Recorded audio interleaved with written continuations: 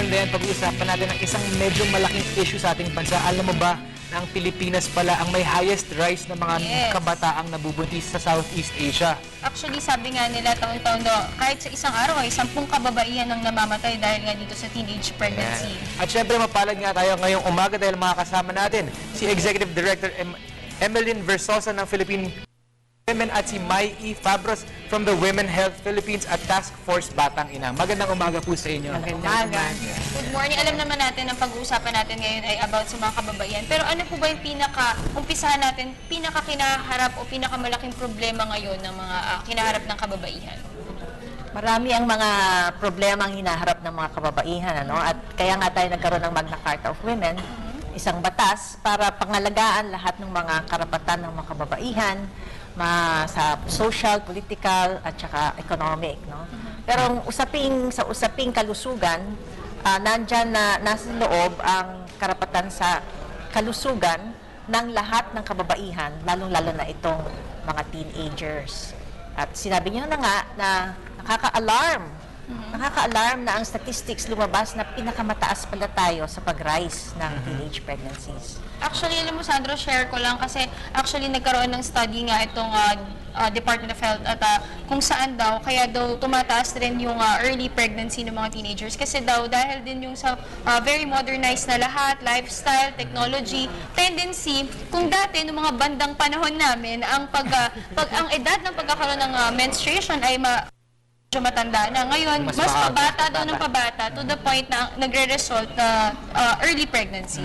Ito naman po, kayo po siguro personally, ano po yung mga reaction niyo siguro or yung tingin niyo nga po na causes kung bakit maraming mga kabataang mga kababaihan ang nabubuntis ng maaga po? Sandro, maganda na binanggit mo yung biological factors at saka yung societal factors kasi iba't ibang mga multifactorial yung dahil maraming dahilan. Una talagang maagang nagdadalaga ngayon ang mga kabataan, maagang nagbibinata ang mga lalaki. Nabanggit mo yung menarche, yung pag-mens.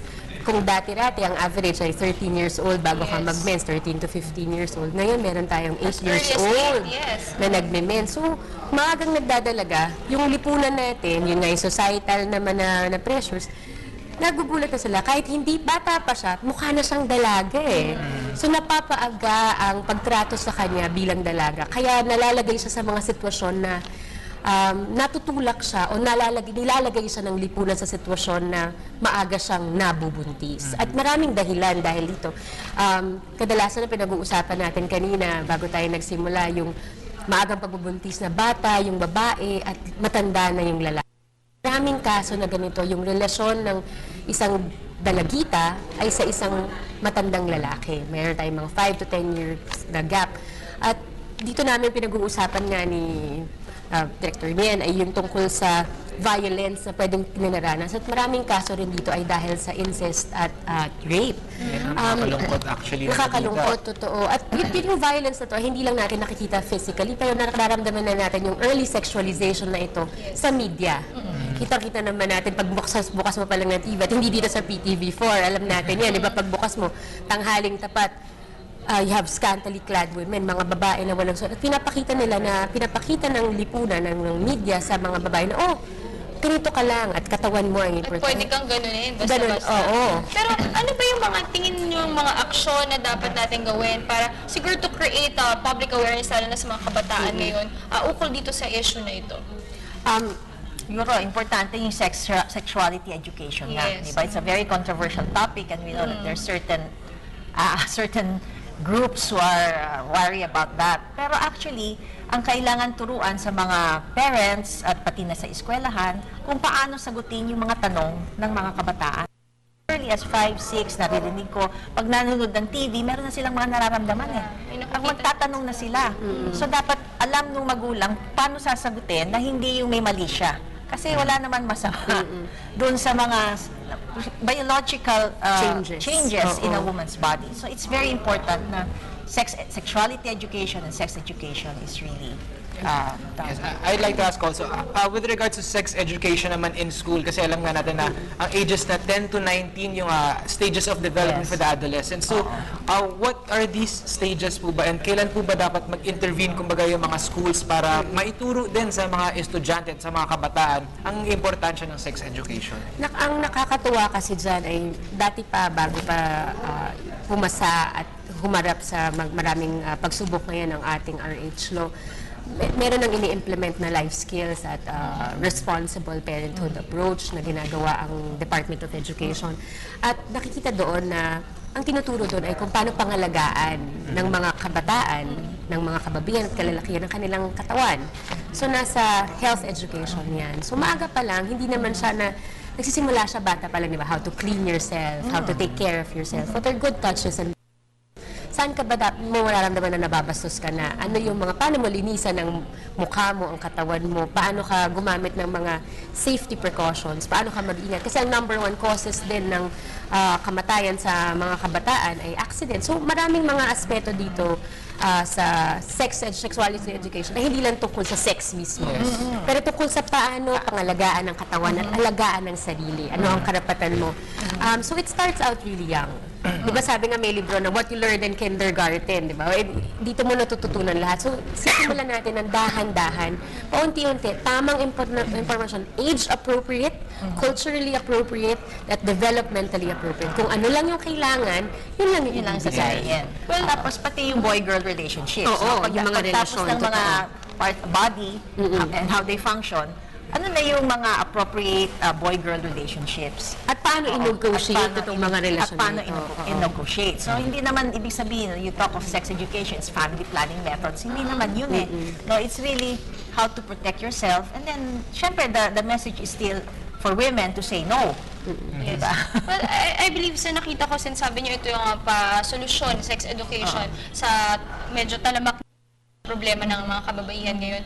So, I'm sure sang-ayon ng PCW sa sex education, ano yung mga programa po na inilabas ninyo with regards po dito sa sex education and youth development? Unang-una, ang PCW kasi hindi kami direct implementer. No? As a policy making, coordinating, ang clients namin, other government agencies. So we work very closely with the Department of Health, tapos ina-encourage namin yung mga local government units na magkaroon sila ng mga programa na nandun na nga yun nasa Magna Carta of Women, nandun sa RH Law kung talagang ipapatupad na yon. So yun po. And then of course, in partnership with NGOs like Women Health, doon rin ho kami kumikilos. And I'd like to ask to follow up lang to that answer of yours, ma'am. Ito po, kumbaga you have access to, you give the people the access to the services po. And these services are like the centers, kumbaga, or this is something that you propose po to have like centers, free centers for like the women who are abused and the women who need education or help. Well, yung sana sa mga health centers, meron din access ang mga teenagers no to whatever kind of services that they need. Alam ko may mga pilots noon na may teen centers. Kasi kung minsan yung mga adolescents, ayaw nilang pumunta dun sa health centers. So kung meron parang safe place where they talk about their problems, without, sometimes they cannot, hindi nila kayang erase yan sa parents nila, di ba? So kung may peer group sila na tama naman yung pinag-uusapan doon, doon sana sila magkaroon. Mas comfortable sila makapagkwento.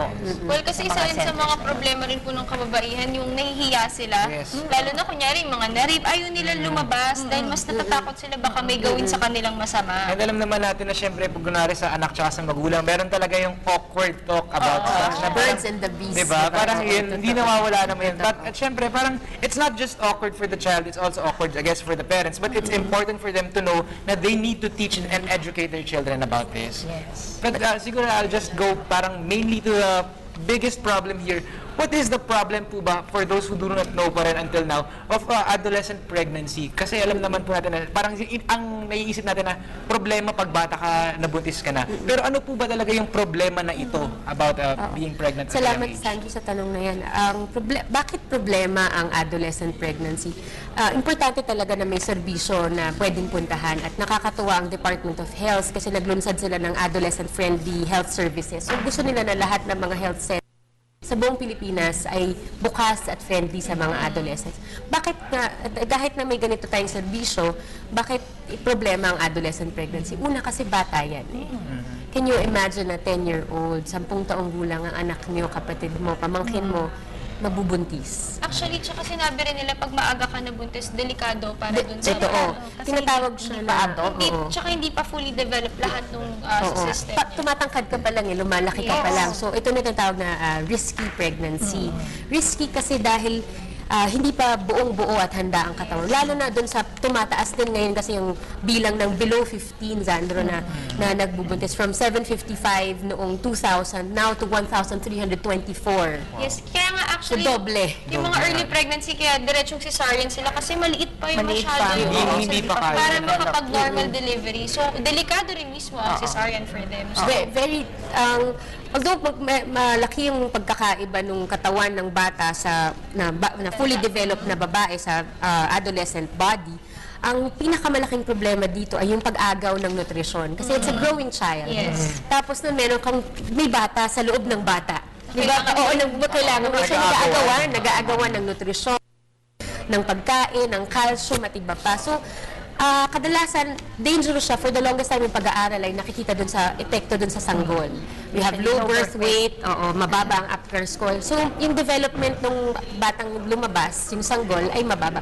Pero yung nanay din mismo, you have an adolescent mother, a child mother, batang ina na hindi pa handa. So, nag-aagawan. Kaya mapapansin mo siguro pag naglalakad, lagi namin pinag-uusapan to ni Commissioner Percy ng National Youth Commission. Pag umikot ka, nakikita mo yung mga batang ina, madalas yung ngipin, wala, bungal, kasi yung calcium eh. Kasi dito yung stage, diba? Pataas pa lang sila eh, matangkad. So biglang kakainin bigla nung so maraming mga nutrisyon na meron ang kailangan ng growing adolescent na Hindi kinukuha na rin ng lumabas. growing child na nasa loob niya. So, So, doon, pag low birth weight, affected the intelligence. oo. So kung meron tayong population, na majority na ng population ngayon bata, mabupunti sila low birth weight, can you imagine yung quality ng population in the future? And the dropouts. Problema siya hindi lang sa health, death, disability, yung long-term consequences. Malaki yung chance of maternal deaths.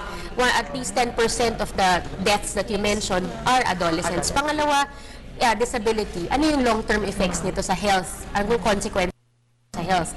Pangatlo, productivity. Minsan kadalasan nagda-drop out na itong mga batang ito. Siyempre, kailangan At na hindi rin na iba magtrabaho. magtrabaho. Sino mag-aalaga. So, these are the problems. And kaya siya problema. Dahil hindi lang siya, dahil lang nabuntis. Dahil sayang. Yes. Sayang Hindi kasi pag-asa ng bayan eh. 'Di ba? Ang kabataan ay pag-asa. Yes. So, biglang ganito lang. Sayang. Actually, hindi naman talaga natin talaga inevitable itong mga problemang ito. Pero alam naman natin, of course, kaya nga magaganda yung mga programang inilulunsad nila. At syempre, ang isang programa ay hindi magiging successful kung walang, syempre, participation at cooperation, lalo na ng mga magulang. Kailangan din talagang tutukan yung mga bata at yung mga bata rin mismo sa sarili nila. Dapat talagang nagre-research sila. Open sila to Open education then about this. Siguro ma'am, panghuli na lang, baka meron po kayong mensahe sa ating mga manonood ngayong umaga. Siguro para sa mga kabataan, maraming mga sangay ng gobyerno na pwede nating lapitan, lalo na ang sangguniang kabataan. Ito ay isang institusyon na ahensya na pwede nilang mapuntahan talaga at kausapin na tumataas ngayon ang aming pangangailangan sa impormasyon tungkol sa aming katawan at sa mga posibilidad. Importante rin kasi na makita natin na itong sangguniang kabataan at ang Department of Health at ating mga lokal na gobyerno ay nakatugon sa adolescent health. So sana mga paramdam natin na importante tayo kasi nakakaligtaan. Nakakaligtaan, kaya sana matutong magsabi ng hindi at kung hindi kailangan. Ma'am, you have any last Sa mga kalalakihan, Parang ganun. galangin. Oo, kasama ang kalalakihan Sandro, dito, ikaw yun. no? Oo, ano naman, galangin ang mga kababaihan, Yes, di ba? Hindi ibig sabihin na meron kayong naramdaman ay talagang gusto niyo ng yung sex. You have to have Pag may responsible alak, may sex. balak. Pag may alak, may balak, di ba? At sa mga magulang, kausapin yung mga teenagers ninyo at huwag kayong mahihiya at do it in a right way. No? There's nothing wrong with talking about sex and sexuality. Alright. Thank you so much. Yan po si Executive Director Emeline L. Versosa ng Philippine Commission on Women at si Ms. Mai E. Fabros ng Women Health Philippines at Task Force Batang Ina. Maraming Thank you salamat so po sa inyong much. panahon.